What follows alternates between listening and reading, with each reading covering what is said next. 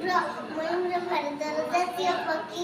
1963 ମସିହା ଜାନୁଆରୀ 26 ତାରିଖରେ ମୟୂରକୁ ଜାତୀୟ ପକ୍ଷୀର ମାନ୍ୟତା ମିଳିଥିଲା। ମୟୂର ଦେଖିବାକୁ ଅତ୍ୟନ୍ତ ସୁନ୍ଦର ଓ ରଙ୍ଗୀନ ପକ୍ଷୀ। ଏହା ପ୍ରକୃତିର ସୁନ୍ଦରତାକୁ ବଢ଼ାଏ। ମେଘର ଆଗମନରେ ମୟୂର ତା ଡେରା ପସାରି ନାଚ କରେ। ମୟୂର ନାଚ ଦେଖିଲେ ସମସ୍ତେ ଖୁସି ହୁଅନ୍ତି। ମୟୂର ଛୋଟ ଛୋଟ ପୋକ ଜୋକ ଶସ୍ୟ ଖାଇଥାଏ।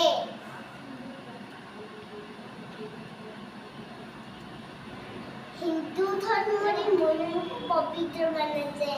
ଭଗବାନ କାର୍ତ୍ତିକ ବାହନ ମୟୂର।